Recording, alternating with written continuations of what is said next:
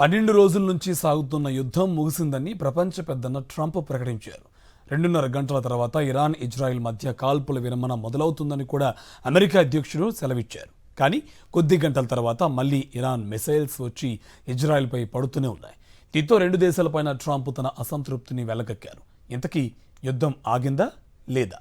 పశ్చిమాసియాలో శాంతిని స్థాపించానని అమెరికా అధ్యక్షుడు డొనాల్డ్ ట్రంప్ ప్రకటించిన కొద్ది గంటలకే మళ్లీ ఇరాన్ 2 బాలిస్టిక్ మిసైల్స్ ఇజ్రాయెల్ రాజధాని టెల్ అవీవ్ మీద పడ్డాయి. తన మధ్యవర్తిత్వం కారణంగా రెండు దేశాలు యుద్ధ విరమణకు అంగీకరించినట్లు ట్రంప్ తన సొంత సోషల్ మీడియా ట్రూత్లో పోస్టు చేశారు. ట్రంప్ ప్రకటనతో పశ్చిమాసియాలో నిజంగానే శాంతి నెలకొన్నదని ప్రజలు ఆశపడ్డారు. ఈ ప్రకటన రాగానే నిన్నటి వరకు నింగిలోకి దూసుకుపోయిన క్రూడ్ ఆయిల్ ధరలు కొద్దిగా తగ్గాయి. ఆసియా మార్కెట్స్ కూడా లాభాల బాట పట్టాయి. కానీ కొద్ది గంటలకే పరిస్థితి మళ్లీ మొదటికొచ్చింది. కాల్పుల విరమణ ఒప్పందాన్ని ఇరాన్ ఉల్లంఘించింది.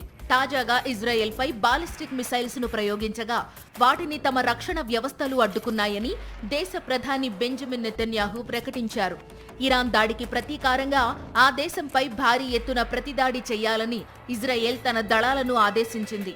కాల్పుల విరమణ ఒప్పందాన్ని ఉల్లంఘించిన ఇరాన్ భారీ మూల్యం చెల్లించుకోక తప్పదని ఇజ్రాయెల్ హెచ్చరించింది. ఇరాన్ దాడులతో ఇజ్రాయెల్ అంతటా సైరన్స్ మోగుతూనే ఉన్నాయి. అయితే కాల్పుల విరమణ ఒప్పందం గడువు తర్వాత తమ దళాలు దాడులు చేయలేదని ఇరాన్ ప్రకటించింది. ఇరాన్లోని న్యూక్లియర్ స్థావరాలపై అమెరికా బంకర్ బ్లాస్టర్స్ ప్రయోగించినందుకు ప్రతీకారంగా ఇరాన్ దళాలు పశ్చిమాసియా దేశాల్లోని అమెరికా ఎయిర్ బేస్లపై దాడులు చేసింది.